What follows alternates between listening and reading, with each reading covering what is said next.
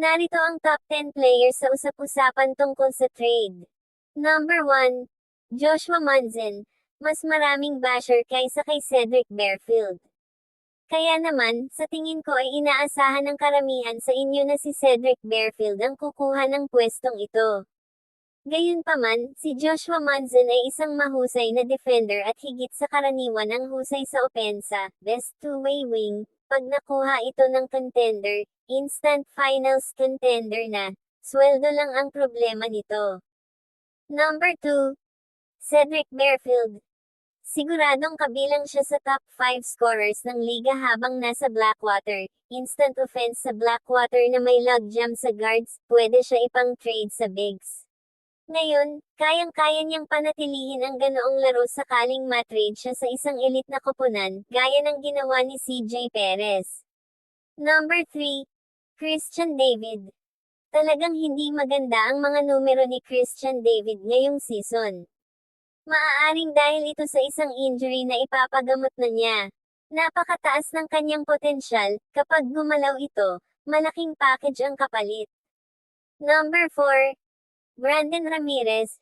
Hindi man siya isang higanti, bata at malaki naman ang big man na ito, at kaya niyang bantayan ang mga higanti sa liga.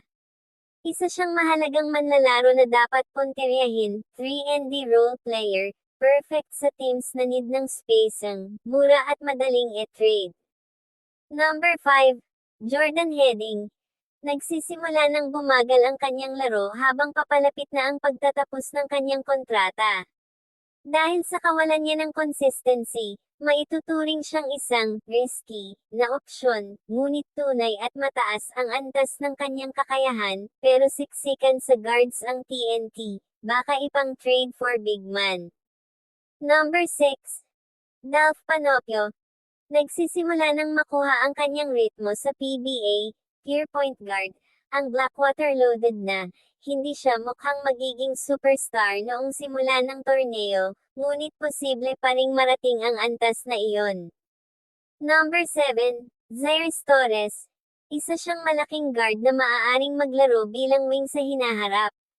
Dahil sa lalim ng backcourt ng NLEX, maaaring maging isang napakahusay na opsyon si Zaire Torres. Speed demon, pang change of pace, bargain piece sa 3-team trade. Number 8, Reynam Batak.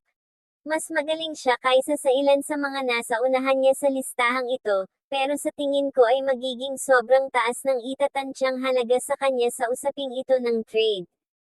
Number 9, Andre Caracat. Nag-i-improve siya sa depensa, pero isa pa rin siyang undersized na guard. Ngayong na-trade na si Gian Mamuyak, at pwede nila ibenta ng mahal mapapanatili kaya siya ng rain or shine. Number 10, Sonny Estel. Siya ang pinakasikat na bench player ng Hinebra na napapabalitang maaaring ilipat sa ibang koponan. Isa siyang forward at napakabata pa. Ang prediction ko dito, unang matiti-trade kung sakaling sina Brandon Ramirez at Zaire Torres dahil mura at madaling ipasok sa cap. Pero ang malaking balita kung may mangyayari na trade kay Christian David, 3-team trade yan for sure.